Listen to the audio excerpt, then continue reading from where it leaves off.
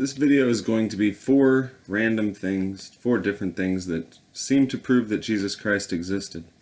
It's not about doctrine or scripture or anything, it's just the way the world is. The fourth thing is the way that the world works now, people's conscience, what they believe. Before the gospel of Christ and all of this, it seemed like people didn't mind sacrificing virgins, things like that.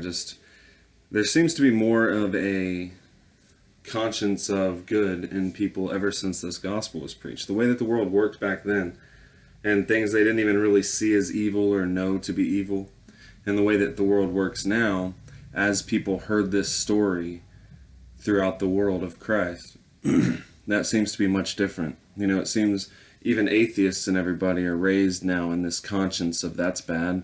They know that the Old Testament's bad. They know that the stuff that the God of the Old Testament did was bad, you know.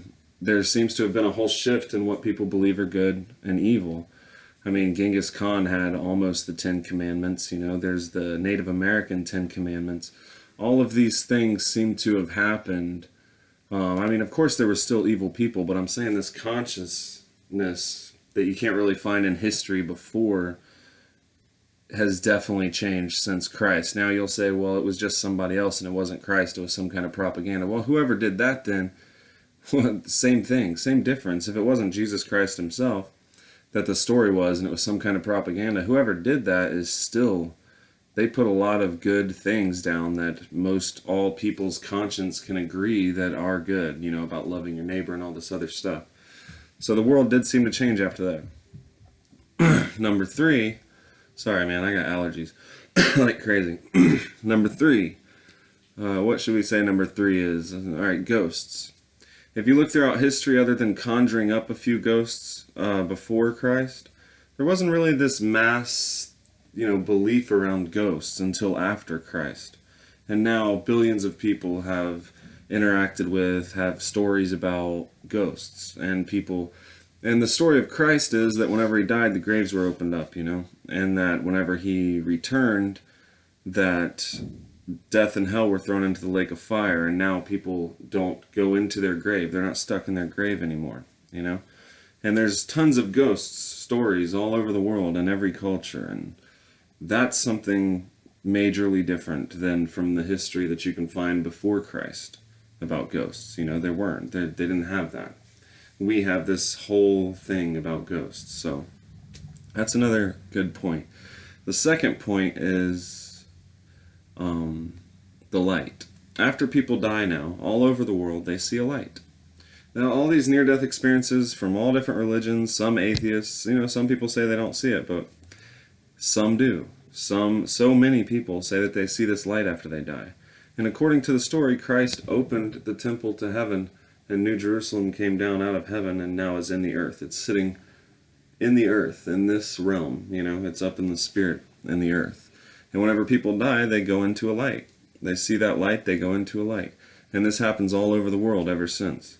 So this kind of tends to prove also that Jesus Christ was a real person and that this story was important.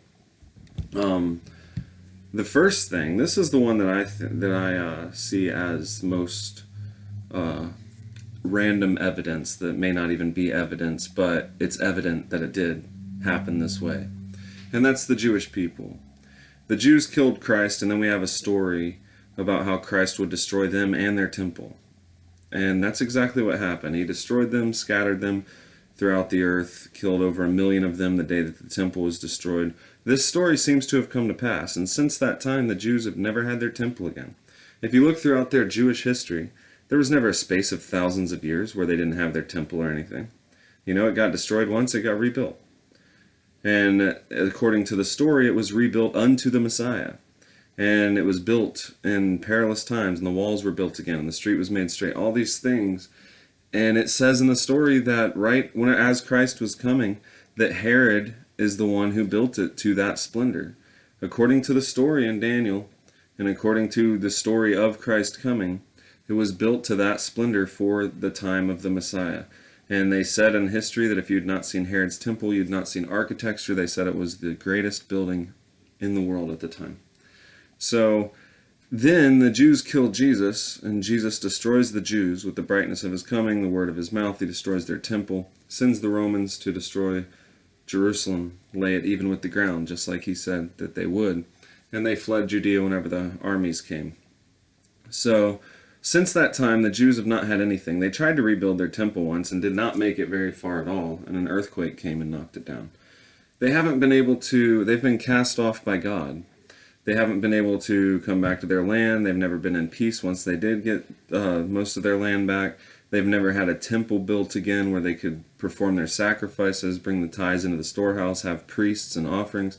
They've been completely and utterly cast off by God ever since the time that they killed Christ. I mean, Jewish people, more than anybody, should believe in Jesus, because that is the story, and that's the time whenever God never honored them again and never allowed them to complete their rituals, their sacrifices. They've got no new prophets. They've got nothing. All they can do is cry at a wall towards where the temple should be. And then they let the Muslims, God allowed the Muslims to build the Dome of the Rock. Who does that? You want to talk about sacrilege? If the Jews were still a people and if they were still important to God, do you think he would let Muslims and their religion build a Dome of the Rock where the temple should be? Like, that would never happen according to their story, where God is powerful and they're in favor with God. And that is his place and his temple. But God has completely written them off and cast them off. And they're never going to have any of that stuff again. Whenever they try, it'll just be a war and it won't happen.